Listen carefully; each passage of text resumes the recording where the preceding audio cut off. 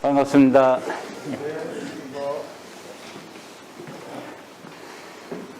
오늘 그 신명사도명 뒤쪽에 있는 제목이 없는 명이 있는데 그게 신명사도명하고 관련이 되는 명입니다. 그래서 그거를 전부 다 자세하게 보지는 못하고 좀 부분적으로 보도록 하겠습니다. 221페이지에 있는 그 별표 첫 번째 별표를 보면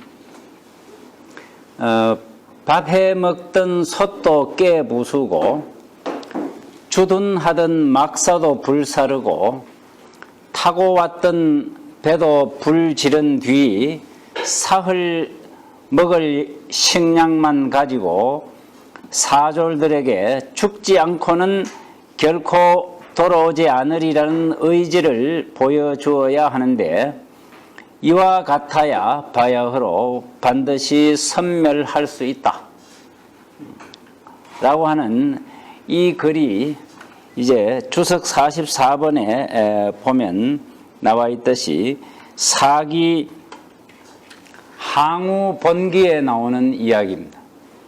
항우가 전쟁을 할 적에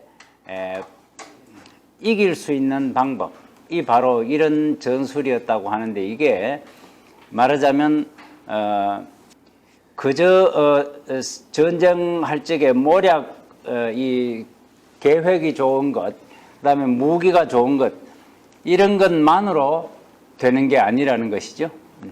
전쟁에 이길 수 있는 것은 정신력이라고 하는 것이죠. 그러니까 죽을 각오를 하고 싸워야 된다. 내가 못 이기면 죽는다. 못 이기고 나면 후퇴해서 집에 가서 좀 도망가서 살면 된다. 이런 생각을 가지면 안 된다는 거죠. 그러니까 못 이기면 여기서 죽는다. 이 생각을 해야 된다는 거죠. 이순신 장군 이야기도 그런 이야기죠. 죽겠다는 생각을 가져야 산다는 거죠. 살겠다고 생각을 가지고 싸우면 반드시 지게 되어 있고 지면 죽는다는 거죠. 그래서 전쟁할 적에는 보면 내 목숨은 여기서 다 국가를 위해서 내놓는다. 이 생각을 가져야 반드시 전쟁에서 이길 수 있다는 거예요. 그런데 이런 정신이 자기 마음을 수양하는 데에도 필요하다고 생각해서 남명 선생은 이걸 끌고 왔어요.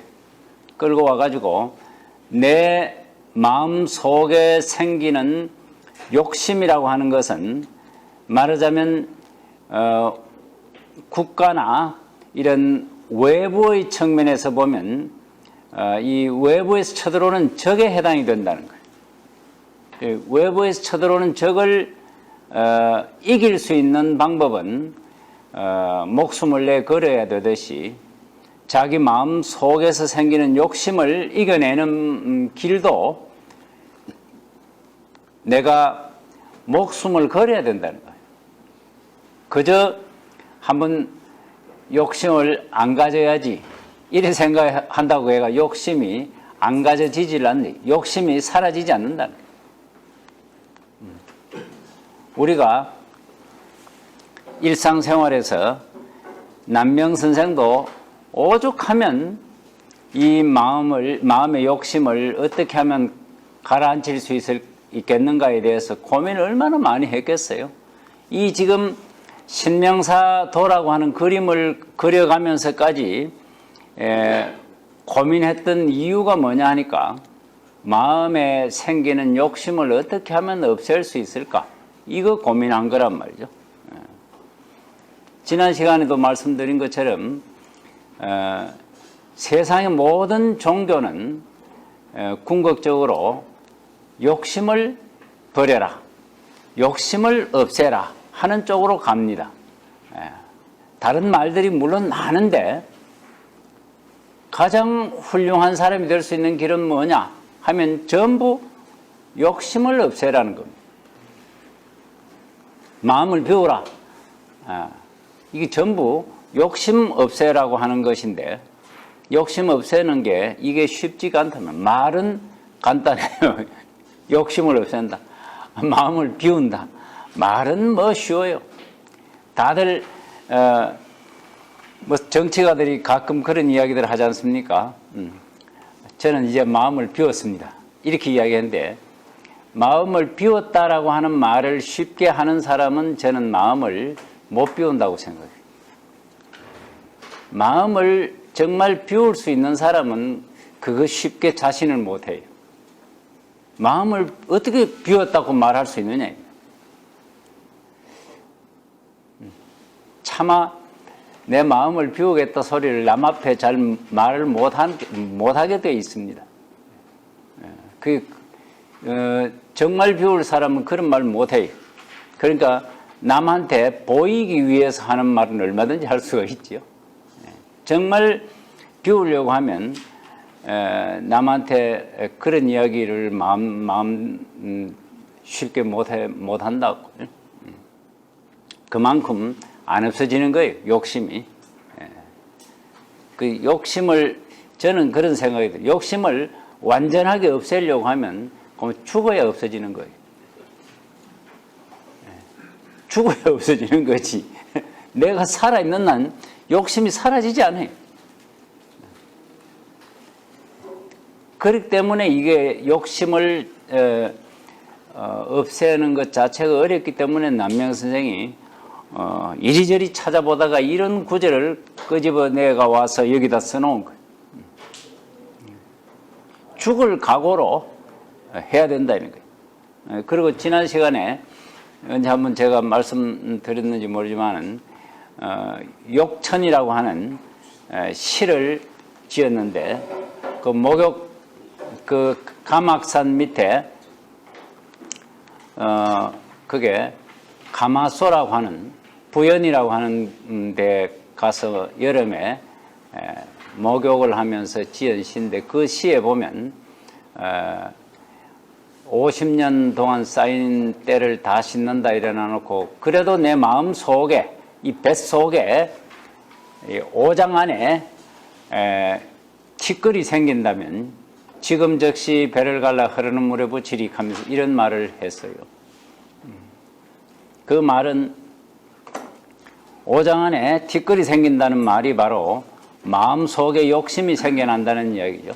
마음속에 욕심이 생겨난다면 지금 즉시 이 배를 갈라서 이 물에 씻어버리겠다 하는 건데 배를 갈라 물에 씻어버리겠다는 말은 깨끗이 씻겠다는 뜻인데 결국은 그거는 죽겠다는 말이에요. 그리고 근래 어떤 분이 남명 선생이 너무 과격하다. 너무 과격하다. 배를 갈라 깨끗이 씻어버리겠다. 이런 말은 너무 과격하지 않나 하면서 그 글을 어떻게 좀 다르게 바꿀 수 없겠느냐고 그래 이야기하는데 그게 남명 선생다운 거다. 저는 그래 말씀. 남명 선생은 이 욕심을 없애기 위해서 목숨을 걸고 수양을 하려고 했던 분이 목숨을 걸지 않고서는 안 된다라고 생각을 했습니다.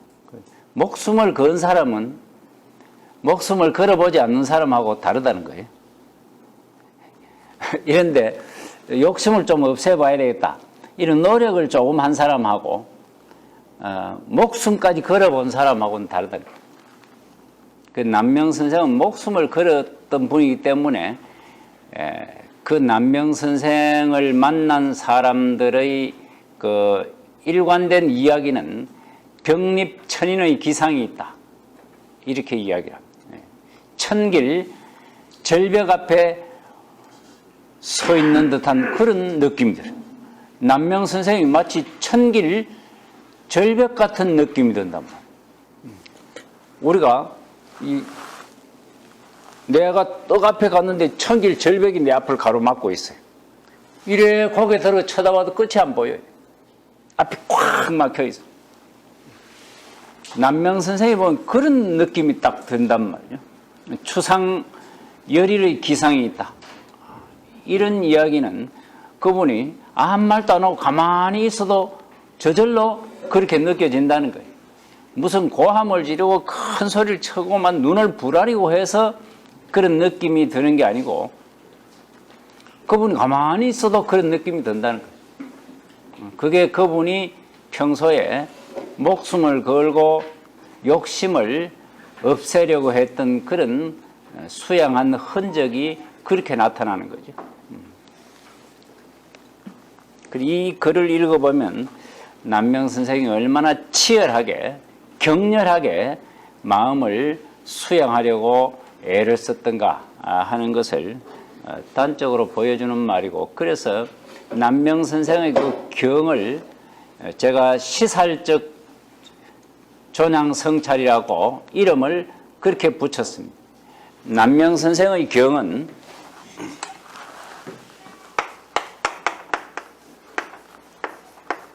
남명 선생의 학문의 특징을 경과 의라고 이야기하는데, 남명 선생의 경이 갖고 있는 특징은 다른 사람하고 다른 게 뭐냐 하니까, 이 경은 다른 유학자들도 다 경이라고 하는 것을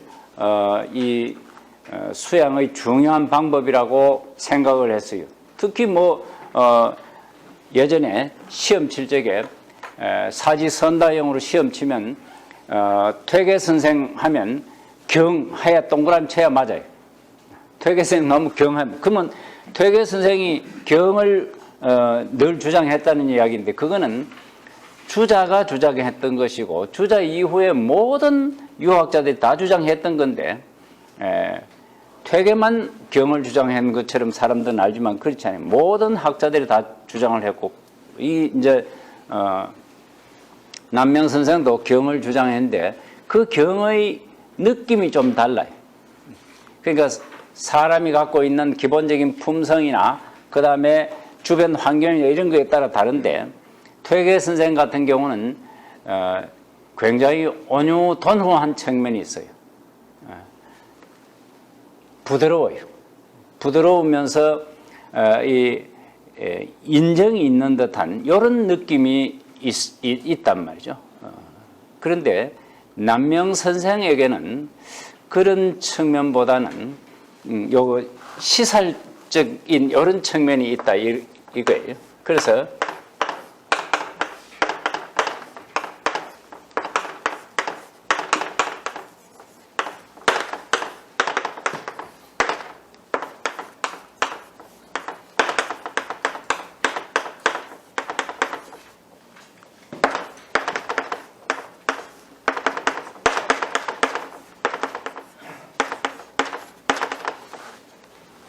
이 존양성찰이라고 하는 게, 이게 원래 이제 존심양성,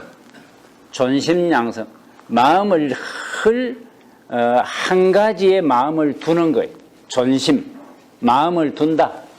요 존자, 양성, 타고난 본성, 그것을 잘 수양한다. 그 다음에 성찰, 내가 옳지 않은 생각이 일어났는지 안 일어났는지 요거를 살필성 살필찰, 살핀다. 우리가 어떤 일이 일어났을 적에 그 순간 자기도 모르게 어떤 욕심이 일어났는데, 그 욕심이 일어난 사실을 자기도 모르고 있어요. 모르고 막 욕심만 부린다고. 근데 다시 자기 마음을 한번 되돌아보면, 아, 이거 내가 욕심을 부렸구나 하는 것을 알 수가 있어요. 그런 것을 살피는 것을 성찰이라고 하는데, 이 존양 성찰을 어떤 자세로 하느냐? 시살적으로 한다는 거예요. 이 시살이란 말이, 요게 항우가 전쟁을 할 적에 목숨을 걸고 상대방을 섬멸시키지 않고서는 내가 죽는다 하는 목숨을 건 자세를 시살적이라고. 그래서 남명 선생은 목숨을 걸고 존양성찰을 하려고 했다. 이게 남명 선생의 경이 갖고 있는 특징이라는 거예요. 그 특징을 잘 보여주는 말 가운데 하나가 이거고, 그 다음에 뒤편에 보면 223페이지 끝곡에 신은명 앞에 있는 그 별표에 보면 나라의 임금은 사직과 운명을 같이 하고 대신은 목숨을 걸고 자기 직분을 지켜야 한다. 이렇게 했는데 요게 바로 또 목숨을 걸고 지킨다는 뜻입니다. 요게 나라의 임금은 사직과 운명을 같이 하고 요 사직과 운명을 같이 한다는 말은 사직을 지키지 못하면 거기서 죽는다는 뜻이에요. 이게 조선시대 임진왜란이 일어났을 때 임금이 서울을 버리고 도망을 갔는데 그거는 사직과 운명을 같이 하는 게 아니에요. 사직은 어떻게 되든지 간에 나는 살겠다는 뜻이죠. 그거는 임금으로서의 자세를 이미 버린 거예요. 그래서 선조 임금은 도성을 버리는 순간 임금으로서의 자격을 잃어버린 거예요, 사실은. 그게 나라의 임금은 사직과 운명을 같이 하고 대신은 목숨을 걸고 자기 직분을 지켜야 한다. 대신은 자기 직분을 목숨을 걸고 지켜야 된다. 그때 임진왜란 일어났을 때 초기에 경상도 관찰사 하던 사람이 김수라고 하는 인물이죠. 그 김수라고 하는 인물이 경상도 관찰사인데 경상도 관찰사는 경상도 전체의 방위사령관이에요. 관찰사는 방위사령관을 겸합니다. 오늘날로 말하면 군권도 쥐고 있어요. 그런데 부산포에서 외놈들이 상륙해가지고 동래성을 함락하고 김해 쪽을 해가 막 올라오는데 그 누가 막아야 됩니까? 김수가 막아야 되는 거예요. 그건 이제 말하자면 동래성을 책임지던 동래부사는 그 자리에서 죽었어요. 그건 말하자면 여기에서 말하는 대부사 관수예요. 대부가 자기 벼슬을 자기 직분을 지키다가 죽는 거예요. 그런데 동래부사가 죽고 난 뒤로는 아무도 제대로 지킨 사람이 없었어요.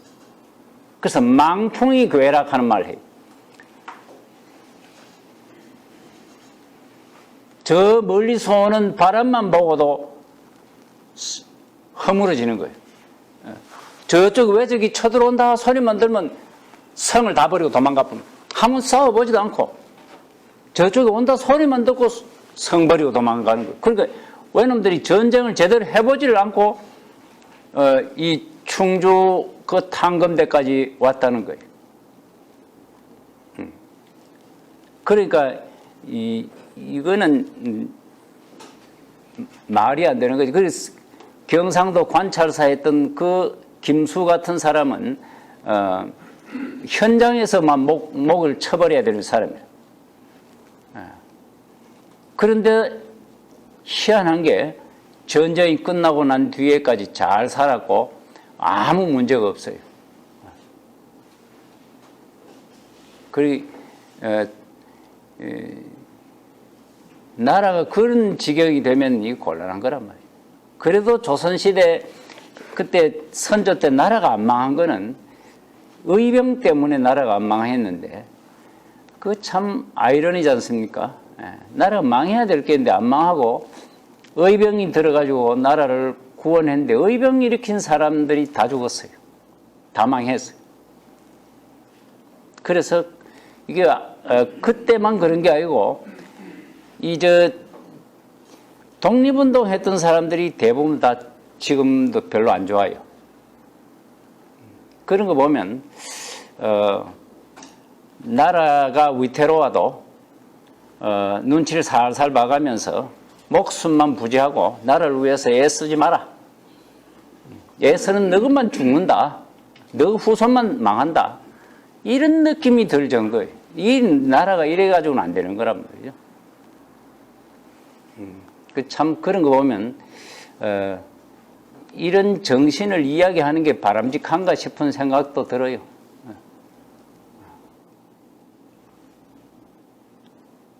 그리고 지금도 나라를 위해서 위험할 적에 목숨을 걸어라. 이렇게 누가 감히 당당하게 이야기할 수 있겠나 이 말이죠. 그리고 남명 선생의 이런 정신은 정말 놀라운 건데 그래서 임진왜란이 그래도 피해를 많이 입었지만 우리가 승리한 전쟁이 그 전쟁 그렇게 된 이유는 뭐냐니까 결국은 이 의병 때문에 그렇습니다. 이 의병이 중간에서 보급로가 차단이 되고 중간중간에서 계속해서 괴롭히니까 저 대군이 한목에 모든 전면전을 치르면 자기네들이 이길 자신이 있는데 곳곳에서 달라드니까 이겨내지를 못한단 말이에요. 그리고 결국은 외놈들이 지고 말았던 전쟁인데 그 의병을 일으키게 한 장본인이 누구냐, 이 남명선생이라. 남명선생이 이런 정신이 있었고 또 평소에 남명선생이 대책 문제라고 하는 글을 써가면서까지 백성들에게, 자기 제자들에게 외놈이 쳐들어와 온다면, 외놈이 말썽을 일으킨다면 그대들은 어찌할 것인가, 대책을 한번 써봐라 하고 시험 문제를 내고 그랬단 말이죠. 그런 정신이 있었기 때문에 남명선생의 제자와 그 제자의 제자들이 임진왜란 때 대거 거의 모든 사람들이 자기가 할 수 있는 한 다 의병에 참여했어요. 자기가 말을 달리면서 활을 쏠 수 있는 사람은 정말 그대로 그런 지휘관으로서 참여하고, 그렇게 할 수 없는 사람은 군량을 대는 것으로 참여하고, 자기 소속 노비들 중에서 힘센 장정들을 의병에 참여케 하고, 이렇게 해가지고 의병이 그렇게 구성이 됐었단 말이죠. 그래서 실제로는 남명선생의 어떤 영향 하에 있었던 사람들은 거의 전부 임진왜란 때 전쟁에 참여했다고 봐야 돼요. 직접적으로 총칼을 들고 싸운 건 아니지만은 전부 다 동원됐다고 볼 수가 있어요.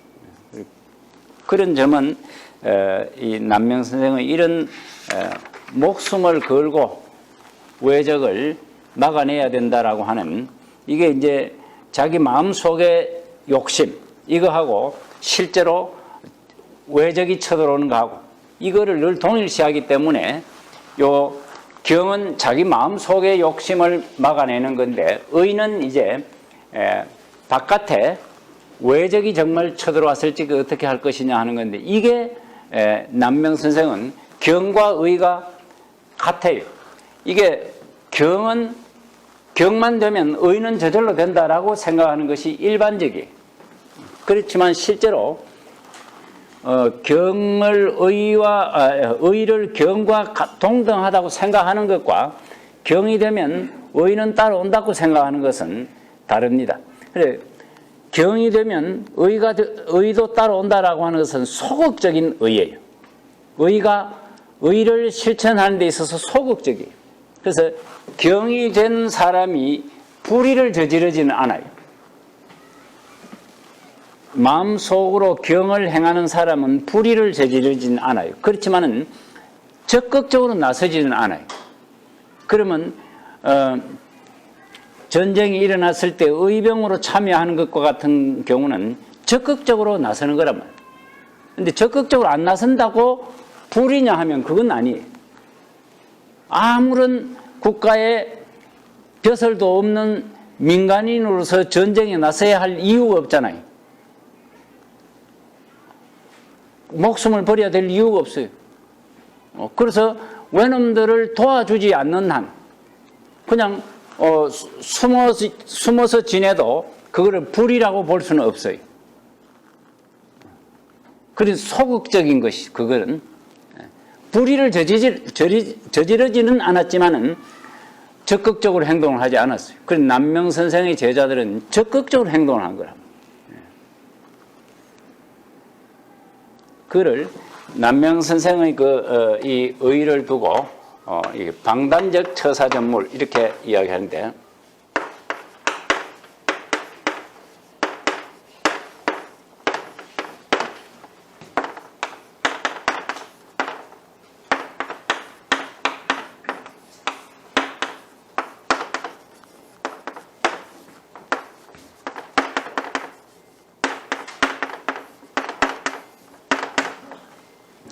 요 처사는 사건을 처리하는 것, 일 처리하는 걸 말하고 전물은 사람을 만나는 거예요. 이제 물자는 사물이라고 하는 뜻인데 사물은 내 아닌 다른 모든 물건을 물이라고 하는데 여기에는 일반적으로 동물이나 식물 이런 것을 말하기보다는 사람이란 뜻이에요. 우리가 물자를 쓸 적에 물아일체, 물론 여러 사람의 논의, 물의를 일으켰다. 여러 사람들의 이러쿵저러쿵 하는 의논, 이거 물자를 쓰지요. 물자는 많은 사람을 뜻해요. 그러니까 이 전물이라고 하는 말은 일반적인 사물 또는 사람을 만나는 것. 그 다음에 일 처리하거나 사람 만나는 것을 어떤 식으로 처리하냐. 방단, 방은 반듯하다는 뜻이고 요 방은 정의 뜻이에요. 발을 정자. 단자는 끈을 단자 칼로 딱 끊는다 하는 그 단위. 방단이라고 하는 이 말은 남명 선생의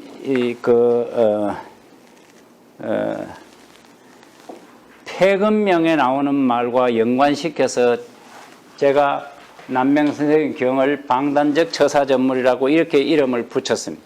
그 216페이지에 보면 폐근명이라고 하는 글이 있습니다. 그 폐근명에 보면 내명자경 외단자의 이렇게 되어 있어요. 이 이제 폐금은 자기가 차고 있던 칼이라는 뜻이에요. 찰패자 칼검자 차고 있던 칼에 새긴 글 하는 말인데 폐금명 그 검을 경이검이라고 하지요. 남명 선생이 차고 있던 칼이 한 요만큼 되는 한 30cm쯤 되는 칼이 근래까지 전해져 왔다고 해요. 그 사진으로 찍은 것도 남아 있고 근래 그 산청에 계시는 조종명 씨 같은 분은 자기가 어릴 적에 덕천서원에서 그 검을 봤다고 해요. 근데 어느 순간 그게 사라져 버렸다고 하는데 하여튼 이 해방 이후에 사라진 거예요. 그게 그때까지는 전해져 내려온 거예요. 경이검이 그 경이검의 한쪽에는 내명자 경, 한쪽에는 외단자의라고 금 손잡이에 그게 새겨져 있다는 거예요. 근데 그 손잡이에 새겨져 있는 게 내명자 경, 안으로 마음을 밝히는 것은 경이고 외단, 밖으로 결단하는 것은 뭐를 결단하느냐 하면 행동을 결단한다. 밖으로 행동을 결단하는 것은 의다 라고 했는데 그 단자를 제가 따가 와가지고 방단이라고 했는데 이게 뭐냐니까 요 원래 내명자 경 외단자 의하고 하는 이 말은 주역에는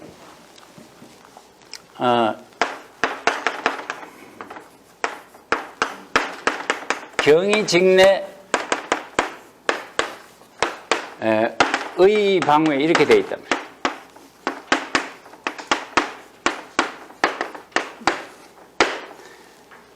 경을 통해서 안을 곧게 하고 의를 통해서 밖을 반듯하게 한다.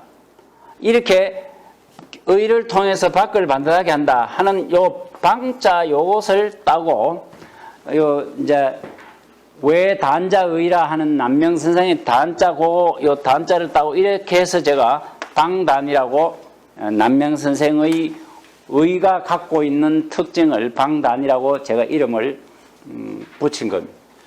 그 시살이라고 하는 말은 바로 여기에 이 항우가 전쟁할 때 썼던 전법의 마지막에 그래야 선멸할 수 있다 하는 시살이라는 말을 쓴 것을 가지고 제가 남명 선생의 경의 특징을 시살적이다 이렇게 표현했고 남명 선생의 특징을 방단적이다 이렇게 제가 표현을 했던 겁니다. 그것은 이런 이제 남명 선생의 글 속에서 그 특징이 될 만한 것을 저렇게 시설적이다, 방단적이다, 제가 그렇게 뽑아서 이제 남명 선생의 경과 의가 갖고 있는 특징을 나름대로 제가 정리를 해본 것인데, 그게 이제 그 근거가 여기에 있다 하는 그런 이야기입니다. 그러니까 일반적으로 경의정리에 의의방해하는 말은 주역 권궤에 나오는 말이기 때문에 저것은 누구나 일반적으로 쓰던 말이에요. 저 말에다가 남명생은 요 방자에다가 단자의 뜻을 둔 거예요. 그래서 왜 단자의라, 밖으로 결단하는 것은 의다라고 이야기한 거예요. 그래서 방자의 뜻은 좀 무난한데 단자의 뜻은 삼엄하지 않습니까? 단하는 거는 칼로 딱 자른다라는 뜻인데, 게다가 여기에 칼에다가 새겨 놓은 거랍니다. 칼에다가 새겨 놓으면서 단이라고 딱 썼을 적에는 그 칼날로 딱 잘라버린다는 뜻이 그 속에 들어있다는 말이에요. 그러니까 상당히 삼엄하지요. 그래서 남명선생은 경이나 의나 다 같이 격렬하고 삼엄한 특징이 있는 것이죠. 이건 전에 뭐 제가 한번 몇 번 말씀을 드렸는지 모르겠는데, 이게 묘하게도 각각의 지역에는 지역 나름의 특징이 있어요. 그거를 풍기라고 하는데, 바람 풍자하고 기운 기자, 그 풍기를 글자를 반대로 쓰면 기풍이라고 하죠. 근데 풍기라고 하는 말하고 기풍이란 말하고는 약간 다르게 쓰입니다만은 그 지역이 갖고 있는 어떤 특이한 기상, 기풍, 이런 거를 풍기라고 하는데, 그거 이제 풍기론이라고 하는 것도 있습니다. 어떤 지역에 사는 사람들은 대개 어떤 기풍이 있다, 이런 게 이제 풍기론인데, 이 지리산 중심으로 해가지고 이 근처에 사는 분들이 갖고 있는 기상이 다른 데 사람들하고 좀 다르다라는 거예요. 저는 제가 고향이 성주인데, 경북 성주인데, 성주하고 안동하고 이 진주하고는 성주가 그 중간쯤 되는데, 그런데도 진주 쪽에 약간 가깝고 옛날 지역으로 치면 같은 강우 지역이. 근데 제가 어릴 적에 느낀 것은 그런 안동 쪽 기풍하고 진주 쪽 기풍이 거의 혼재해 있었던 것을 지금에서 느껴요. 어릴 적엔 천지도 모르고 자랐던 거고, 그리고 고등학교, 대학교 다닐 때까지도 잘 몰랐어요. 그리고 한문 공부를 하면서 안동에 사람들을 많이 만나고 이런저런 이야기도 많이 해봤는데, 그리고 이제 진주에 와서 남명학파를 공부하고 난 뒤에 그래 사람들이 주변 사람들을 통해서 느끼는 기상이 다르다 하는 것을 저는 피부로 느낍니다. 그래 안동 근처 분들하고 이 진주 근처 분들하고 기상이 느낌이 달라요. 좀 그런 거를 바로 100% 그런 건 아닌데, 그런 기상이 이 진주 근처 분들이 갖고 있는 기상은 옳지 못하다 싶을 때 막 벌컥 끓는 성질이 곳곳에서 보여요. 고만 막 어디 술 먹다가도 보면 술판이 완전히 깨질 정도로 벌컥거리면서 막 들고 일어나는데, 그 옆에서 보면 깜짝 놀랄 일들이 갑자기 일어나는 경우도 있어요. 그런데 이제 그런 것들이 다른 거예요. 그 옳지 못하다 싶을 때 벌컥 걷는 게 이게 남다른 측면이 있다는 거예요. 그런데 이 남명 선생, 그런 어떤 기상 속에서 남명 선생 같은 분이 이제 말하자면 우뚝하게 참 이름을 얻게 된 것이고, 그리고 그분이 남긴 글들이 이제 이 지역 사람들에게 가슴에 와닿는 거예요. 그런 말들이 가슴에 와닿는 거예요.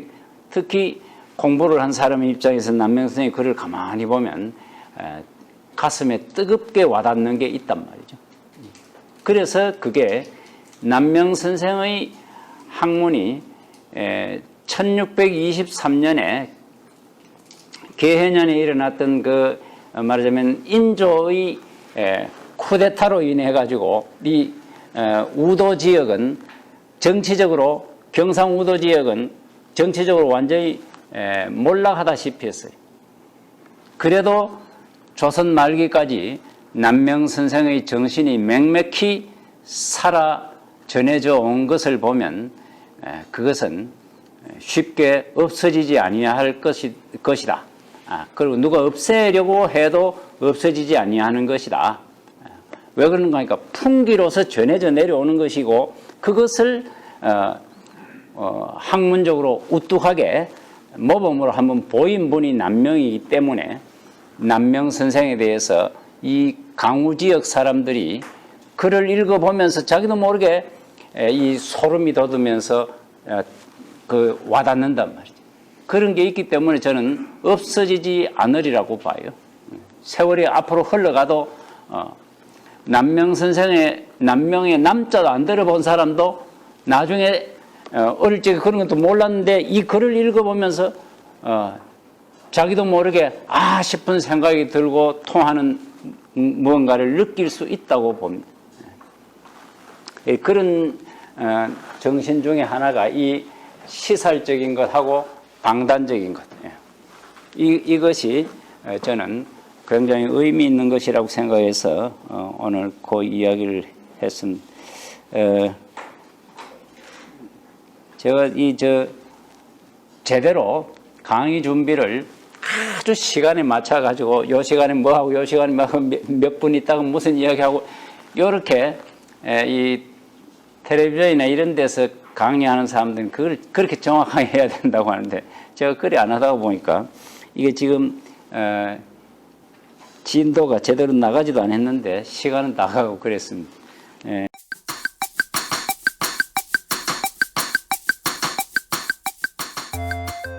아까 했던 그 다음 보겠습니다. 이제 전체적으로 보면 조금 전에 신명사 명에서 이야기했던 것, 그 다음에 제가 이제 방금 했던 거, 이런 이야기들의 연장선에 있는 이야기입니다. 이 이름이 없는 명이라고 하는 게,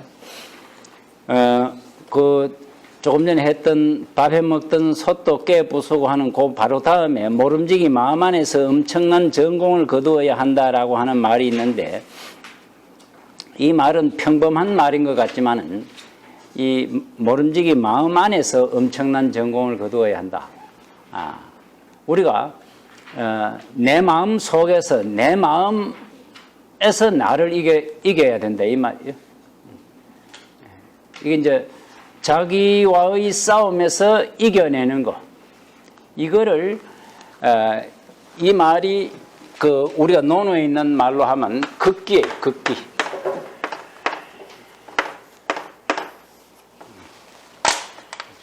바로 마음 안에서 엄청난 전공을 거두어야 한다라는 게 극기입니다. 극기라고 할 때 기가 뭐냐면 기욕의 욕심이에요. 자기 욕심하고 자기하고 싸워가지고 자기가 이겨야 된다는 말이에요. 그 자기 자신을 이겨낸다는 말은 자기 자신의 욕심을 이겨낸다는 것이죠. 내가 나를 이긴다 할 때 나의 무엇을 이기느냐 하니까 내 욕심을 이겨낸다는 말이죠. 그래서 엄청난 전공을 거두면 아예 훌륭한 사람이 된다는 거죠. 싸울 때마다 이겨야 되는 거예요. 싸울 때마다 이기면 그러면 대단한 사람이 된다는 거죠. 그 다음, 나라에는 두 임금이 없으며 마음에는 두 주인이 없다. 이게 이제 국가로 말하면 나라에 임금 둘이 없듯이 마음에 두 주인이 없다는 거예요. 마음에 욕심을 부리려는 마음도 있고 바르게 살려고 하는 마음도 있어요. 근데 요 이제 욕심을 부리려고 하는 마음을 인심이라고 하고 바르게 살려고 하는 마음을 도심이라고 하는데 요 인심하고 도심이 늘 싸우는 거예요. 늘 싸우는데 인심이 매번 이기면 욕심꾸러기가 되고 매번 도심이 이기면 훌륭한 사람입니다. 그런데 사람들은 대개 어떤 때는 인심이 이기고 어떤 사람은 도심이 이기고 그래. 우리 대부분은 때로는 인심이 이기고 때로는 도심이 이기고 전부 도심이 이기는 경우도 없고 전부 인심이 이기는 경우도 없어요. 우리가 어지간히 나빠도 매번 인심이 이기는 그런 정도로 나쁘진 않아요. 또 우리가 착해도 매번 도심이 이기는 경우도 잘 없어요. 그러니까 도심이 이겼다 인심이 이겼다 이라는데 늘 도심이 이기는 사람이 되면 그만 인간 중엔 최고 인간이 된다는 거죠. 그러니까 우리는 사람 마음 속에 주인이 늘 두 개가 있다는 거예요. 인심, 도심 둘이 있어가지고 둘이 늘 인심이 주인이 됐다가 도심이 주인이 됐다 그런데 그래가지고는 훌륭한 사람이 될 수 없다라고 이야기하는 거지요. 3,000명이 한 마음이 되면 억만의 군사도 쓰러뜨린다. 이게 전쟁이 일어났을 적에 옛날 무왕이 은나라 마지막 임금 주를 치러 갈 적에 무왕의 군사가 3,000명인데 3,000명은 한결같은 마음으로 싸웠고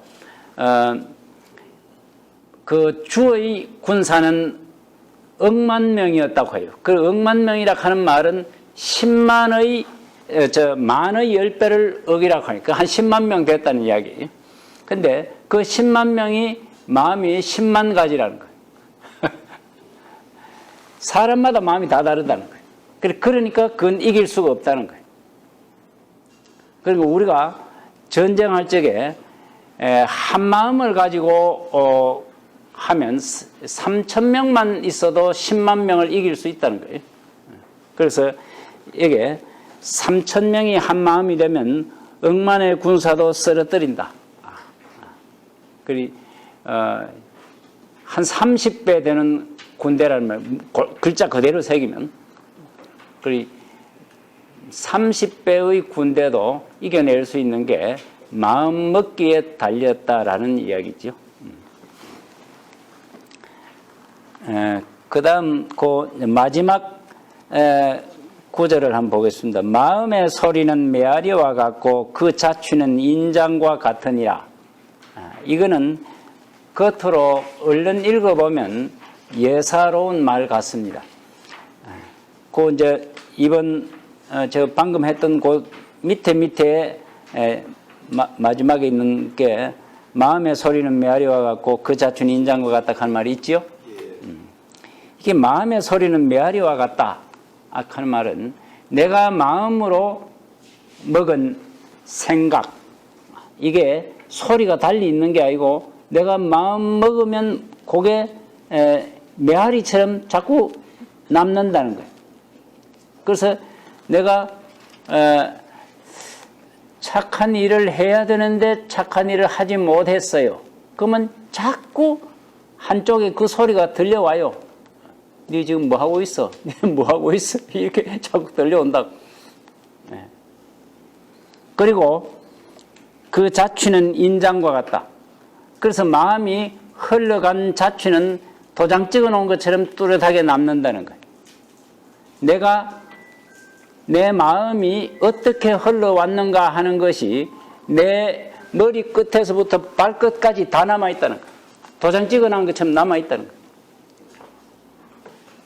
우리의 얼굴에 남아있고 우리의 말에 남아있고 우리의 행동에 남아있고 내가 걸음을 어떻게 걸으며 내가 말을 어떻게 하며 내가 남들 대할 적에 태도가 어떤가 여기에 내 인생에서의 마음 씀씀이가 싹 다 도장 찍어 놓은 것처럼 남아있다는 거예요.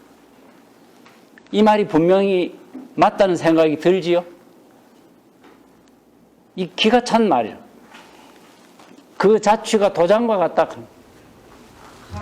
꼭 도장 찍어 놓은 것처럼 남아있다. 내가 평소에 욕심을 많이 부렸으면 욕심을 많이 부렸다고 얼굴이 다 써놨어요. 말에 나와요, 그게. 행동으로 나와요. 딱 그만 도장 찍어 놓은 것처럼 어쩔 도리가 없다는 거, 그게. 그러니까 우리가 마음을 어떻게 먹느냐 하는 것이 중요하다는 것이죠. 이 글을 읽으면서 저는 참, 이분들이 얼마나 생각을 하고 이렇게 사람을 관찰하고 했으면 말을 이렇게 했을까. 마음의 소리는 메아리와 같고 그 자취는, 마음의 자취는 도장과 같다. 내 마음이 흘러온 자취가 내 몸에 도장이 다 찍혀가 지금 남아있다는 거예요. 기가 막힌 말이지.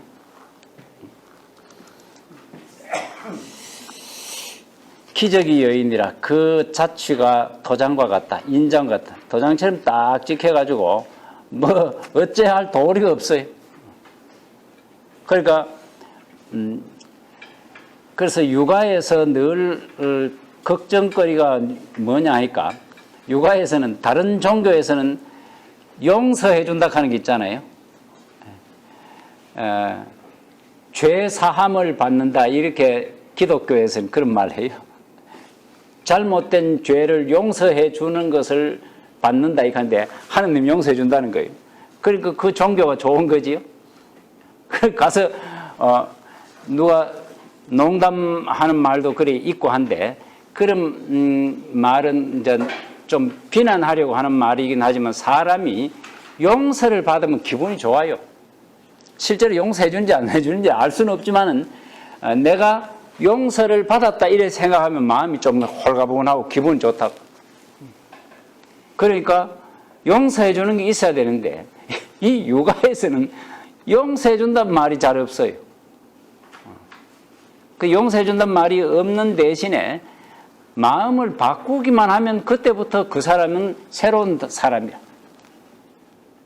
그래, 저는 그 말이 제일 정직한 말이라고 봐요. 그 이전에 잘못했는 게 사라지진 않아요. 그 이전에 나쁜 짓 했는 게 내가 마음을 바꿔먹었다고 사라지는 건 아니라 그건 남아있어요. 그렇지만 앞으로는 내가 마음 바꿔먹고 다른 사람이 되어가면 새로운 도장이 찍힌다 이 말이죠. 여기 이 말로 보면 선한 사람의 행적에 도장이 딱 찍히는 거예요. 그렇게 이야기하는 게 저는 정상이라고 봐요. 없어지지는 않는 거예요. 그래서 내가 예전에 잘못했으면 잘못한 대가는 내가 받는다고 생각을 하고 그 다음에 그 대신 나는 지금부터라도 착하게 살겠다. 바른 마음을 가지고 살아가겠다. 이런 마음 자세가 돼가지고 살아가면 그럼 저는 충분하다고 봐요. 그걸로. 뭐 용서를 꼭 받아야 되는 건 아니고 마음을 바꿔 묻기만 하면 그때부터 새로운 사람이 되니까 아무 문제가 없어요. 그 다음 222페이지를 보겠습니다. 요거는 남명선생 문집 가운데 제일 최고로 먼저 나온 것이 1604년에 찍은 갑진본인데 갑진본 하는 거는 찍자마자 이 목판이 불에 타버렸어요. 그 불에 타버려 가지고 그 갑진본은 지금 현재 남명 선생의 문집 중에 1604년에 간행된 것은 없습니다. 없고 그 2년쯤 뒤가 병어년인데 2년쯤 뒤에 그때 초벌로 찍어 놓은 걸 대상으로 해가지고 새로 찍었습니다. 새로 찍었는데 그게 병어본이. 그러니까 갑진본은 병어본을 보면 갑진본의 모습이 어땠을까 하는 게 다 나타납니다. 그러니까 갑진번은 실제로는 없지만은 병어본이 갑진번하고 똑같은 거예요. 근데 그러나 책 자체가 병어년에 찍은 것이기 때문에 병어본이라고 되게 이야기합니다. 그 병어본에만 있는 부주가 있어요. 이 말은 뭐냐니까 신명사도명 부주가 있는데 다른 그 이후에 간행될 적에는 이게 남명선생이 노자장자하고 좀 가깝다라고 하는 비판을 듣고 난 뒤로 살며시 없애요. 이 글을 많이 없앴습니다. 없애고 다른 이제 노장하고 관련시킬 만한 것은 없애버렸는데 여기에 병어본에만 있는 부죽하는 요거는 이게 원래 남명생 문집 처음 간행할 때 그대로 남아 있던 거예요. 이게 이 뒤로 없어진 거라 이 말이죠. 이 내용을 읽어보면 좀 노자장자와 관련되는 글이다 싶은 게 있어요. 그렇지만 이게 저는 남명선생의 정신을 이해하는 데 도움이 된다고 봐요. 남명선생은 노자장자를 추구하기 위해서 노자장자를 본 게 아니고 노자장자 중에서도 좋은 것이 있으면 받아들이겠다는 생각을 가지고 봤던 거예요. 남명선생의 사고방식은 노자나 장자나 이 부처나 이런 걸 따지지 않고 훌륭한 사람의 말 가운데 내 정신 수양에 도움이 되면 받아들이겠다는. 그런데 그분이 갖고 있었던 기본 사상은 뭐냐니까 육아라.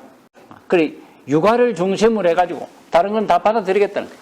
오늘날로 말하면 육아를 중심으로 해서 불교, 기독교, 천주교, 마호메트교 다 받아들이겠다는 거예요. 그 중에 좋은 거 있으면 좋은 거는 받아들이면 되지 왜 못 받아들이냐 하는 거죠. 육아가 바로 현실을 생각하는 것이기 때문에 현실에 그게 필요하다면 다 받아들일 수 있다는 거예요. 남명선생의 사고방식을 저는 오히려 엿볼 수 있는 것이기 때문에 이거를 남겨두는 것이 남명선생을 이해하는데 제대로 이해하는 데 도움이 된다고 봅니다. 그 남명선생이 병어본에만 있는 주 처음에 보면 홍하는 게 있어요. 홍하는 게 이게 뭐냐니까 수원입니다. 수원. 우리의 온도재는 그 온도기에 들어있는 빨간 그거 있죠? 그게 수원인데 수원을 홍이라고 해요. 홍자 이거는 글자가 공자 밑에 물숫자가 들어있어요. 공자 밑에 물숫자가 들어있는데 이게 길령자하고 비슷해요. 길령자하고 비슷한데 이 글자가 이 글자가 들어가 있는 글자는 음이 홍이에요. 홍.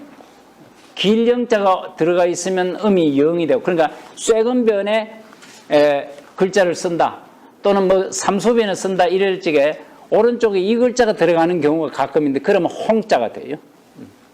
근데 길령자가 들어가면 대개 음이 영자가 되고 그렇죠.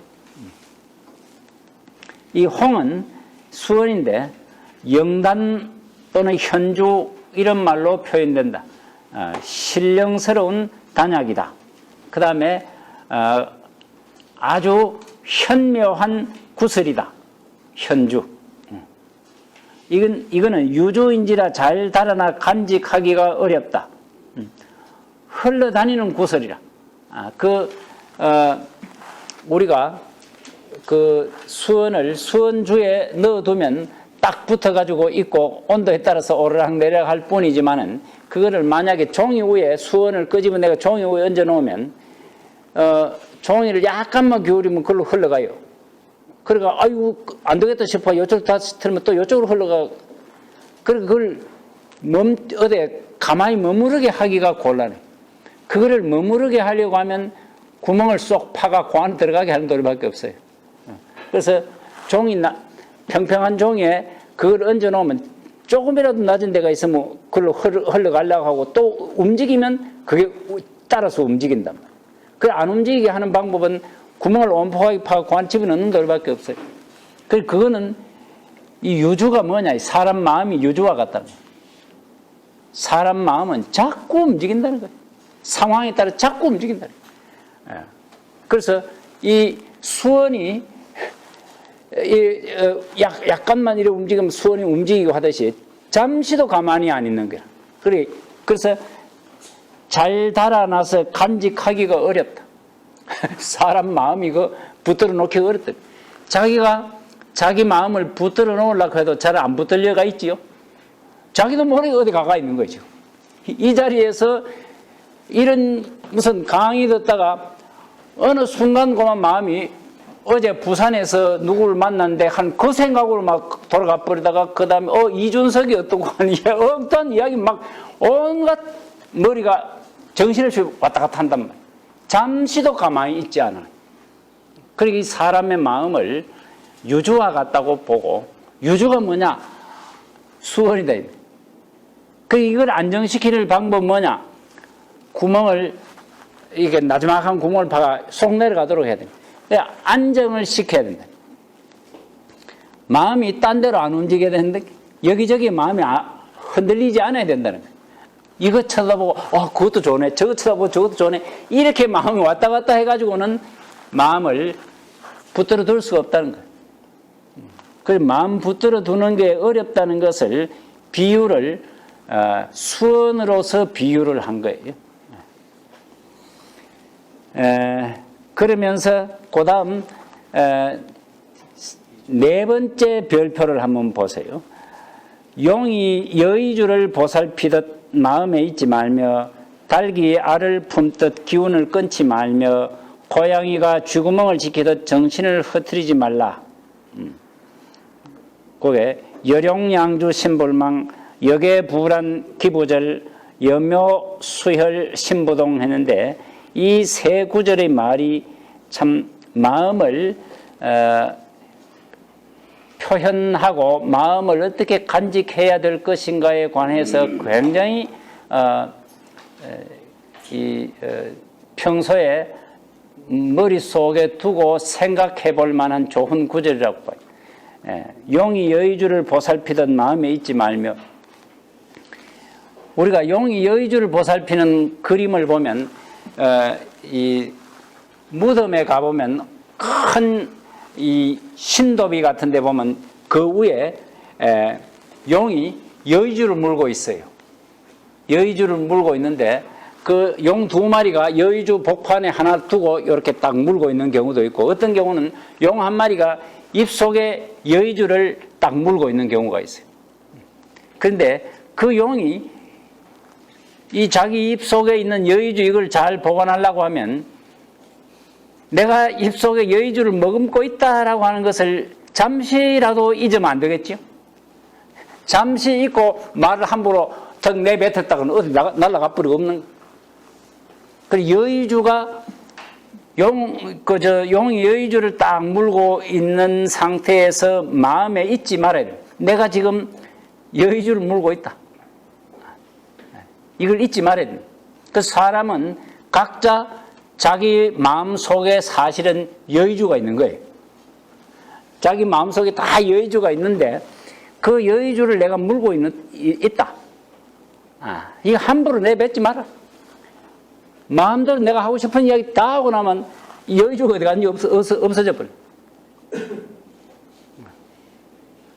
그러니까 내가 내 스스로 내 몸에 여의주가 있다. 사실은 자기가 하려고 마음먹으면 안 되는 일이 없어요. 그 여의주가 있는 거죠. 여의주가 있는데 그거를 모르고 마음대로 내뱉으면 여의주가 있는지도 모르고 엉뚱한 행동을 하게 되는 기란 말이에요. 그러니까 여기 요 말 한 구절밖에 안 되지만 이 구절이 굉장하게 우리 요 한 구절만 가지고도 평생 수양할 수 있을 정도예요. 용이 여의주를 보살피듯이 마음에 잊지를 말라. 내가 그런 어마어마한 여의주를 내가 물고 있다. 내가 하려고 마음먹으면 안 되는 일이 없다는 거예요. 그런데 그 하려고 노력은 안 하고 아무데나 지금 내가 말을 하고 이렇게 해서 딴 데 신경을 쓰고 이 노력을 엉뚱한 데 소비를 해버린다. 그리고 여의주가 어디로 달아난지도 모르고 살아요. 그러니까 훌륭한 일을 해낼 수도 없고 바람직한 일도 해낼 수가 없는 거예요. 내가 여유를 갖고 있다는 걸 자기 스스로 인식을 하고 그것을 발휘할 수 있도록 해야 되는데, 그래서 이제 이런 말 했고, 그 다음에 닭이 알을 품듯 기운을 끊지 말라. 닭이 알을 품고 있을 적에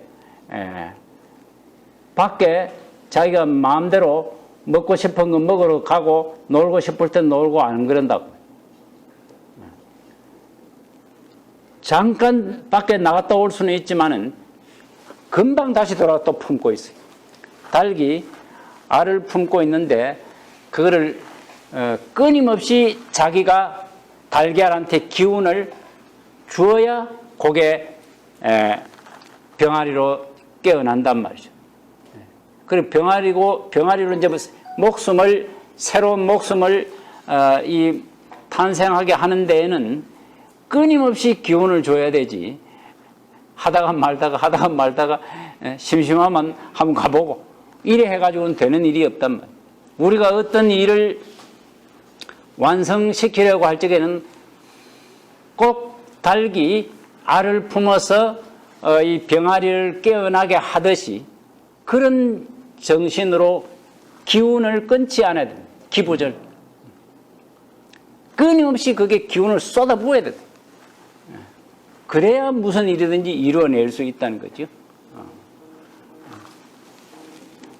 그 다음에 고양이가 쥐구멍을 지키듯 정신을 흐트리지 말라.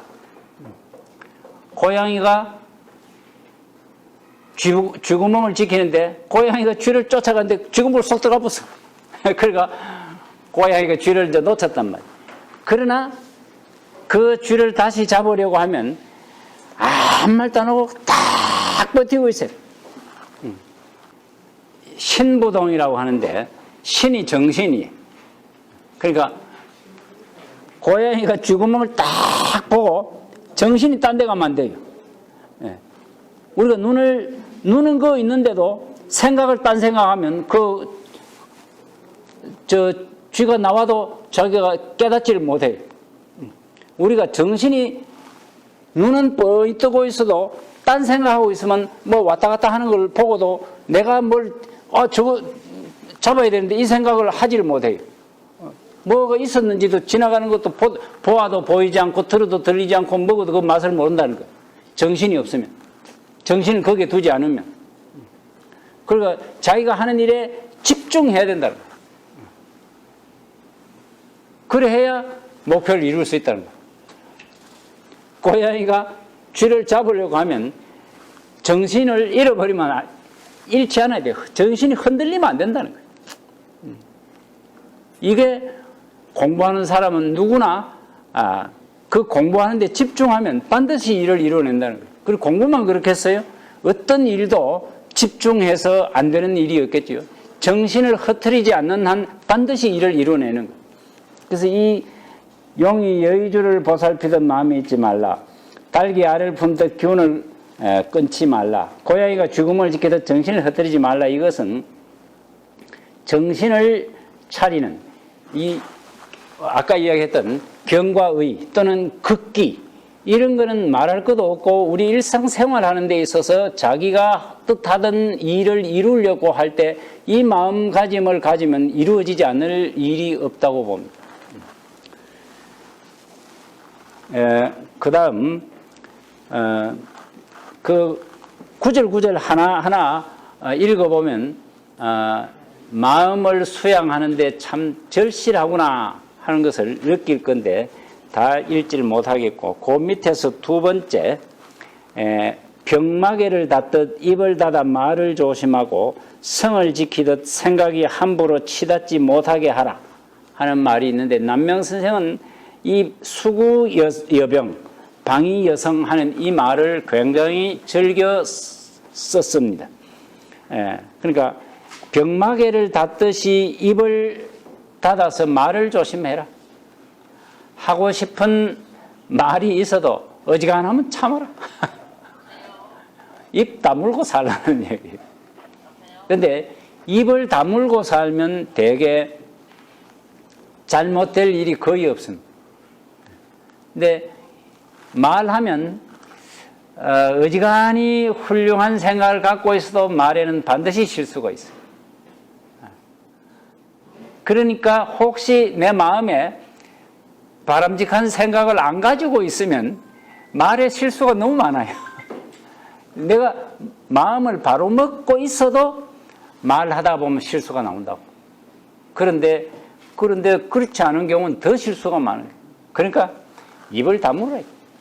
정말 하고 싶은 말 이외에는 참으라는 거예요. 제가 그런 기억이 있습니다. 제가 어릴 적에 제가 어릴 적 시골에 살다가 군 소재지로 이제 이사를 왔는데 6살 때 군청 소재지 학교 옆에 이사를 왔는데 학교 옆까지는 좋은데 거기에 또 머지않아서 시장이 있어요. 그래가지고 막 이 동네 애들이 막 전부 욕을 해대는데 입에 욕이 반이에요. 말의 절반이 욕이에요. 그런데 제가 그 밖에 나가서 6, 7살 때 그부터 어울리가지고 다니니까 욕을 뭐 안 할 도리가 없는 거예요. 저는 뭐 뭣도 모르고 그 아들하고 어울리면서 욕을 해댔는데 욕을 하기만 하면 집에서 꾸지람을 하는데 우리 아버지가 너무 무서워가지고 그러니까 욕을 하다가 만약에 발각이 되면 어떻게 얼마나 맞을지 모르겠다 이래 싶고 하니까 집에만 들어오면 입을 딱 다무는 거예요. 밖에 나가면 막 아들하고 같이 온갖 욕을 다 하면서. 그러니까 그때 제가 가만히 생각해보면 이중 생활을 한 것 같아요. 밖에서는 아들하고 같이 마구 욕하고 지내고 집에 들어오면 입을 딱 다무는 거예요. 그래서 딱 그냥 대답만 하고 정말 필요한 거 간절하게 꼭 필요한 말만 딱 말하고 입을 딱 다물거든요. 그래서 제가 어릴 적에 우리 아버지한테 심어진 인상이 저놈 저 참 입이 무겁다. 우리 아버지가 저를 그렇게 생각한 거예요. 근데 제가 입이 무거운 게 아니고 말하면 욕 나올까 싶어. 근데 밖에 나가면 아들하고 얼마나 잘 어울리고 노는지 모르는데 욕을 막 계속 해대네. 싸움도 잘하고. 그런데 집에 와서는 내가 아무리 남한테 맞아도 소리도 안 하고 때려도 소리도 안 하고 집에 들어오면 가만히 있으니까 아주 모범적인 그런 우리 아가 착하고 모범적이고 아주 진중하고 그런 걸로 알고 있는데 제가 얼마나 어릴 때 못했는지 몰라요. 그럼 몇 적에 친구들하고 어울려가지고 그 성주에는 수박, 참외 이런 게 굉장히 많은데 수박, 참외 서리를 얼마나 했는지 몰라요.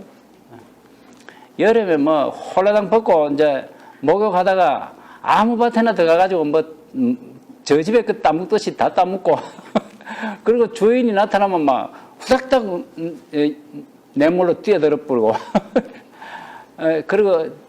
그래가 달리기를 잘했는지 모르겠어요. 제가 어릴 때 달리기를 잘했어요. 그러면 붙들리면 안 되니까. 근데 그렇게 이제 욕도 잘하고 못하게 굴게 하다가 집에 오면 이제 아버지가 워낙 무서워가지고 뭐든지 잡으면 그게 매예요. 그리고 지게작대기가 매가 되기도 하고 꾀자루가 매가 되기도 하고 뭐든지 매가 돼가 때리니까 우리 형님하고 누님 맞는 걸 보고 안 맞는 방법이 뭐냐 이거를 깨닫고 그래 저는 안 맞았어요. 거의 안 맞으려고 하니 어떻겠어요. 눈치를 그렇게 잘 보는 거 보고 입 조심하고 그게 이게 병마개를 닫듯 입을 닫으라라고 하는 게 이게 정말 참 쉬운 일은 아니에요. 제가 그리고 중학교 때 딱 들어가니까 학교에서 매번 이제 아이들 만나가 욕도 하고 싸우는데 성주에 있을 적에는 아버지가 딱 집에서 보고 있으니까 그래도 밖에 나가서는 그러지만 집에서는 안 하고 이래가 좀 착실한 것처럼 이래 했는데 그 대구 나가니까 이제 아무도 봐줄 사람이 없네. 혼자 자취를 하니까. 그러니까 겁이 설 나더라고. 아, 이래가지고 완전히 이제, 이 천하의 몹쓸 놈이 되는 거 아닌가. 이런 생각이 들어가지고 그때부터 이제 생각을 좀 바꿔 먹었어요. 중학교 1학년 때부터 이제 정말 내가 욕도 안 해야 되겠고, 이 싸움도 안 해야 되겠고, 그 다음에 성질을 부리는 거. 성격이 엄청나게 급했어요. 그래, 보기엔 제가 별로 성질이 안 급해 보이지요? 근데 제가 성질이 굉장히 급했어. 그래서 이 욕 안 하고 성질 안 부리고 하는 이걸 좀 다스려야 되겠다고 생각을 중학교 1학년 때부터 한 3년 지나니까 제 친구들이 고등학교 친구는 제가 욕하는 줄 아무도 몰라요. 제가 성격이 급한 줄 아무도 몰라요. 한 3년 하니까 그래 되는데 그런데 이게 군대 가니까 다시 온 천지가 군대 가니까 다 욕을 하니까 그래 옛날에 잘하던 욕 솜씨가 떠나와가지고 그래 욕을 하게 되는데 그게 휴가 나와가지고 우리 형수 앞에서 막 이야기하다가 욕이 탁 튀어나와가지고 막 얼굴이 확 꺼내지면서 야 무섭다 이게 습관이라고 하는 게 아무리 조심하려고 해도 갑자기 형수 앞에서 내가 막 형수 보고 욕한 건 아니지만 욕이 입에 발려가지고 탁 튀어나오는 욕이 하면 안 되는 욕이 막 튀어나와버려. 그럼 무섭더라고. 없어지지 않아요, 그게. 저는 성격이 급한 거 그것도 완전히 없어지지 않는다고 생각해요. 제가 갖고 있는 생각이, 급한 생각이 완전히 없어지진 않아요. 근데 막 어지간할 때는 다 표가 안 나고 그렇지만 급하면 결국 나타나게 돼 있어요. 그러나 근데 노력을 하면 어느 정도 없어질 가능성은 있어요. 조금. 그런 정도지 완전히 없어지는 건 좀 거의 불가능한 거 아닌가 싶은 생각이 들어요. 저 밑에 이제 잠재대가 있는 거예요. 이게 언젠가 드러날지 모르는 거예요. 그래서 사실은 겁나는 거예요. 제가 언제 욕을 할지, 제가 언제 급한 성격이 드러나가지고 확딱 싸울지 늘 겁나는 거지. 그래서 그런 상황이 안 만들어지게 하려고 애를 쓰는 겁니다. 그러니까 급하게 무슨 행동을 안 하게 될 정도로 상황을 그렇게 안 만들어가는 게 이게 사실은 중요한 것 같아요. 여기에 저는 수구여병이라 이 말을 들어보면 참 이 수구여병이 잘 안 돼요. 이게 정말 어려운 거예요. 제가 욕 안 하려고 했는데 하루에 처음에 욕 안 하려고 마음 먹고 난 뒤에 나는 불가능한 사람인가 이런 생각이 들 정도로 욕 안 하겠다고 그렇게 마음 먹어놓고 금방 욕을 하고 또 금방 욕하고 난 뒤에 반성을 해놓고 또 욕을 하고 또 욕을 하고 이런단 말이에요. 그만큼 이게 안 없어지더라고요. 그래서 수구여병 이거 정말 쉬운 일은 아닙니다. 근데 이게 끊임없이 노력하면 불가능한 것도 아니라고 봐요. 성을 지키듯 생각이 함부로 치닫지 못하게 하라. 이게 생각이 함부로 왔다 갔다 안 하도록 성 지키듯이 생각이 딱 마음대로 아무데나 나돌아 다니지 않도록 하라 이 말이죠. 아무데나 나돌아 다니지 않도록 하려고 하면 내가 마음 써야 할 곳에 거기에 마음 쓰고 있어야 돼. 내가 마음을 써야 할 곳에 쓰고 있으면 딴 데 갈 여가 없어. 근데 마음이 허황해 있는 상태가 내가 마음 쓸 곳을 딱 정해 두지 못하고 있으면 왔다 갔다 합니다. 이쪽에서 오락하면 여기로 가고 저쪽에서 오락하면 저기로 가고 저거 보면 저쪽으로 가고 자꾸 마음이 흔들려요. 그래서 자기가 마음 써야 될 곳을 정해가 거기에 집중하고 있으면 마음이 딴 데로 가지 않는다는 거예요. 이게 방위여성이라 수구여병 방위여성 하는 이 말이 남명선생만 중요하게 생각할 게 아니고 우리도 정말 중요하게 여겨야 할 구절이라고 생각이 듭니다.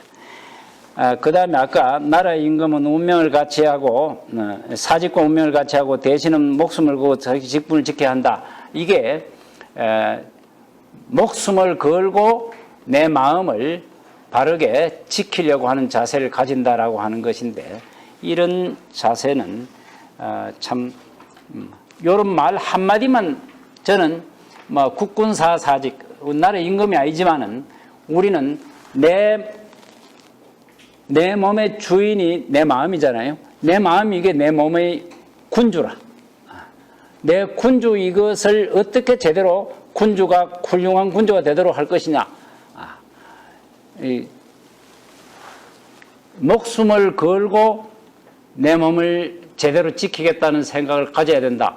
이 생각만 하면 우리가 자기 집에 기둥에다가 국군사 사직 5자를 딱 써붙여 놓고 아침 저녁으로 쳐다보면서 내가 지금 그래 하고 있나 안 하고 있나 이렇게 하면 이 글자 5자 국군사 사직만 있어도 수양이 될 수 있는 거 아닌가, 이런 생각이 듭니다. 그 다음에 신언명 하는 건데, 이 신언명 하는 게 바로 병마개를 닫듯 입을 닫아 말을 조심하라. 이 수구여병이라고 하는 말하고 관련시켜 가지고 이 신언명이라고 하는 것을 남명성이 지었는데, 거기에 보면 운제만장이 유의혈 괴라 구름 낀 큰두기. 구름 낀 큰두기란 말은 저 아득하게 구름이 낀 것처럼 길고 큰 둑이라 할지라도 그 둑이 10,000발이나 되어도 개미 집으로 해서 무너진다. 그 큰 둑이 무너질 적에는 개미 집 같은 조그만 구멍이 하나 생겨가지고 그게 커지고 해서 뚝 전체가 무너진다는 거죠. 운제만장이 유의혈괴라. 참 구름 낀 큰 둑이 10,000발이나 되어도 개미 집으로 해서 무너진다. 아무리 튼튼한 성도 무너지려고 하면 아주 사소한 것에 의해서 무너지는데, 개미집 같은 그런 틈을 주고 나면 그 다음 거기서 그게 커진다는 거죠. 한정없이 자기 마음에 이 조금의 틈을 주고 나면 그걸 파고 들어와 가지고 마음이 자꾸 흔들려요. 그래서 아무리 작은 것이라도 마음을 함부로 좋지 못한 곳에 마음을 함부로 주면 안 된다는 거예요.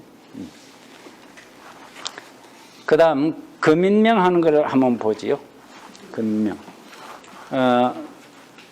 뒤쪽에 224쪽에 금인명이 있는데, 금인명 하는 말은 금인이라고 하는 게 있는데, 금인은 주석 65번을 한번 보세요. 금인은 주나라의 태조 후직의 사당 오른쪽 계단 앞에 있었다는 쇠로 만든 사람. 그러니까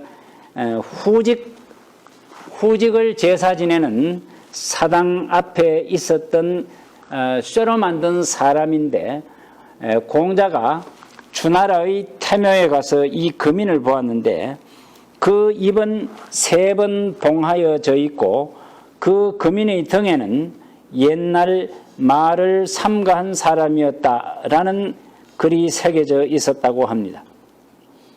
그래, 금인의 덩어리에 옛날 말을 삼가하는 사람이었다 이래 되어 있고, 그 금인의 입이 쇠로 만든 사람인데 그 입이 세 번 봉해져 있다는 거예요. 3군데 아마 요렇게 딱 봉해놨던 거예요. 입을 딱 말 못하도록 딱 봉해놨어. 금인에 관해서 이제 글을 써놓은 거예요. 굳세고도 장중하니 그 덕을 아무도 당할 수 없도다.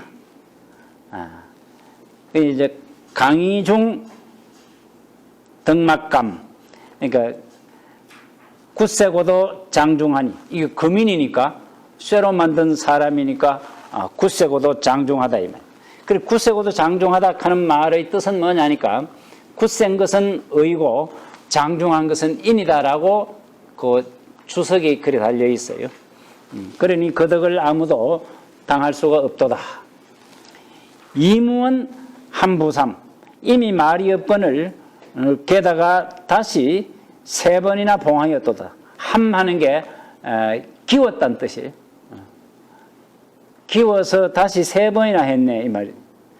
3번이나 봉했다 이 말이죠. 금인이 말이 없는 게 금인인데 그런데다가 그 금인의 입을 3번이나 봉해놨단 말이에요. 그리고 이미 말이 없다 하는 말은 소리도 없고 냄새도 없다 하는데 소리도 없고 냄새도 없다는 말은 이건 중용 끝구절에 중용의 제일 마지막 장에 소리도 없고 냄새도 없다 하는 말인데 이거는 지극히 덕이 있는 사람의 모습을 소리도 없고 냄새도 없다고 이야기를 했어요. 그 다음에 극기성경하는 말은 그 주석이에요. 이상은 정성과 공경을 극진히 하는 것을 말한 것이다. 주석이고 제태묘 숙귀참 태묘 앞에 있으면서 참사하는 사람들을 엄숙하게 한다. 이게 이제 금인이 그 태묘 앞에 있거든. 그러니까 태묘 앞에 있으면서 제사에 참석한 사람들을 엄숙하게 한다. 우리가 제사에 참석하면서도 제사 시작할 적에는 좀 조용한 듯 하다가 조금만 있으면 옆 사람하고 이런저런 이야기해가 나중에 웅성웅성 그랬죠. 우리 향교에 그 석전 지낼 적에도 처음엔 조용하지만 나중에 가면 어디서 묘하게 소리가 조금씩 납니다. 그리고 시간이 조금만 지나면 옆에 사람한테 뭐라고 이렇게 이야기해가지고 조그마한 소리 그게 곳곳에서 있나면 웅성웅성 거는 거죠. 안 해도 될 말이에요. 그게 다. 그거 안 하면 뭐 사고 날 일이 없지요. 아무런 일이 없는데도 그런데도 가만히 있지 못하고 그래서 말해요. 그럼 말 안 하는 것보다 못한 것인데 근데 이 태묘에 들어가거들랑 참사하는 사람들 보고 금인처럼 입 딱 다물어라. 그리고 제사 때문에 입 다무는 게 아니고 평소에도 말 안 할 때 안 할 줄 아는 정말 입 딱 다물고 살아라. 그런 이야기인데 입만 다물고 살면 대개 잘못될 일이 없다는 거예요. 그리고 마음 다스리는데 공부가 엄청나게 되는 거예요. 말 안 하려고 하는 이 공부만 해도 한정없는 공부라는 거예요. 자, 이제 다시 앞으로 돌아가서 한번 보겠습니다.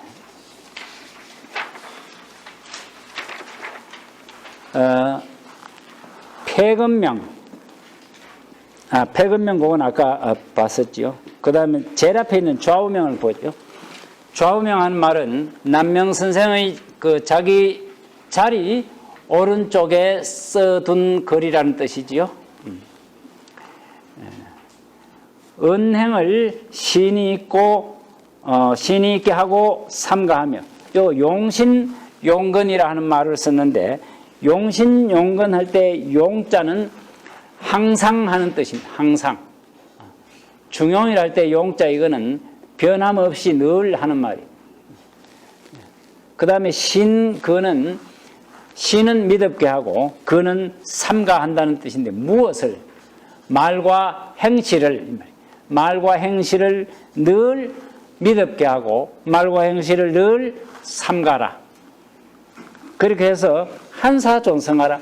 사악함을 막고 정성을 보존하라.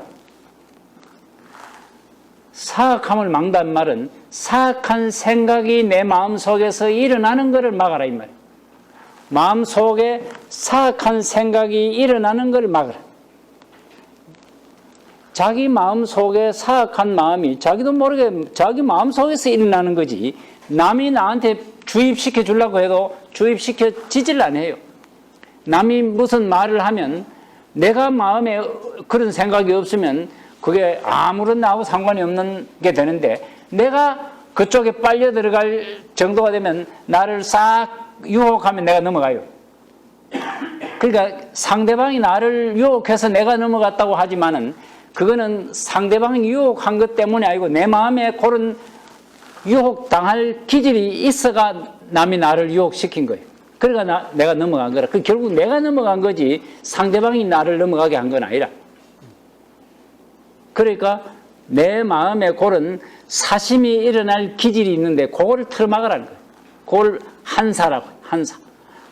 요 문지방 한자 이게 한가로울 한자 이게 문지방이라는 뜻인데 문지방을 딱 설정해가지고 못 들어오게 하라 이 말이에요. 그래 이게 한가로울 한자 이게 막는다는 뜻이 있어요. 틀어막는다. 그래서 사악함을 틀어막고 정성을 보존시켜. 정성을 보존시키면 요 정성성자가 있으면 모든 일을 열심히 할 수밖에 없어요. 그러니까 사람이 나쁜 마음을 안 먹는 것도 중요하지만은 나쁜 마음을 안 먹고 난 뒤에 게으르면 아무 소용이 없어요. 나쁜 마음을 안 먹었는데 대신에 게을러. 그러면 뭔가 일을 이룰 수 있는 게 아무것도 없다. 그러니까 나쁜 마음 안 먹는 건 한사고 그 다음에는 사람이 정성스러워야 돼요. 정성스럽단 말은 매사에 정성을 다해야 돼요. 부지런한 거지요. 성의 있게 매사에 어떤 일이든지 성의 있게 임해야 돼. 허물허물 늘어져 버리면 안 된단 말이죠. 그러니까 요 한사는 나쁜 마음을 먹지 않아야 된다는 것이고 존성은 정성스럽게 적극적으로 일을 처리하라는 이야기죠. 그렇게 하라 해놓고 또 악립 연충이면 여벽춘령이라 그렇게 하면 이제 말하자면 악립 이 산처럼 우뚝하고 모처럼 깊으리라. 그리고 여벽춘령이라 돋는 봄날처럼 빛나고 빛나리라. 그러니까 사람이 봄에 돋는 봄날에 나무와 풀에서 새순이 올라오는 거 보면 기가 막히잖아요. 그렇게 될 수 있는 길이 뭐냐? 그 앞에 용신용건, 한사존성, 악립연충 이게 전부 그렇게 될 수 있는 바탕이. 그렇게 하면 돋는 봄날처럼 빛나고 빛나게 될 것이다. 그러니까 앞으로 좋은 결과를 바라보려거든 이런 수양을 마음속에서 늘 하고 있어야 된다라는 이야기죠. 그 다음에 혁대명은 자기 허리를 묶는 혁대에 대한 명인데 이게 허리 묶는 걸 가지고 자기 입을 묶으라는 뜻으로 말을 했어요. 혀는 세는 것이요 가죽은 묶는 것이니 살아있는 용을 묶어서 깊은 곳에 감추어 두라. 우리 허리띠 이게 사람 몸을 허리에 옷이 내려가지 않도록 묶는 건데 이 묶는 거를 혁대는 거기에 묶는 거지만은 사실 그보다 더 중요한 게 뭐냐? 살아있는 용을 묶는 게다. 살아있는 용이 뭐냐? 혀예요, 혀. 혀 요게 살아가지고 입 속에서 오물오물거리면서 온갖 말들을 다 만들어내거든. 요거 생룡이라는 거예요, 생룡. 요거를 그 혁대 가지고 꽉 묶어 놓으라 이 말이죠. 이 남명 선생 이야기가 끊임없이 자꾸 이 말을 함부로 하지 마라 하는 이야기인데 이 말 함부로 하지 마라는 것은 말 함부로 하는 요게 생각을 생각이 전부 말로 인해 가지고 겉으로 드러나는데 요 마음을 잘 붙들어 매라는 이야기로 말 조심하라. 그래 말 조심하는 거 요거 하면 마음을 붙들어 매는데 엄청난 도움이 된다.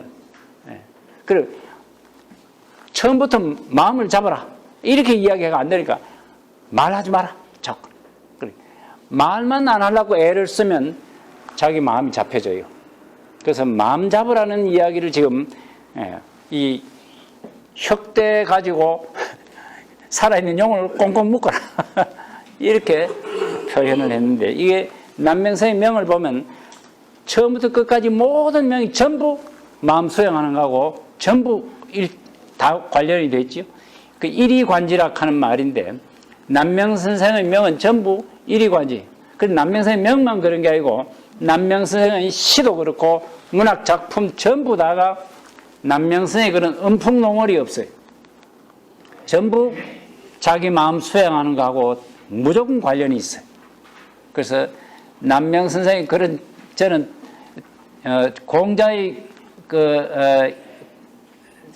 자기 제자한테 공자가 제자한테 오도는 일이관지라 이렇게 말했듯이 남명선생도 일이관지 경과 의로 일이관지 되어 있고 그 경과 의로 일이관지한 그건 뭐냐 하니까 위기지하기 성인이 되기 위한 공부에 집중이 되어 있는 것이죠.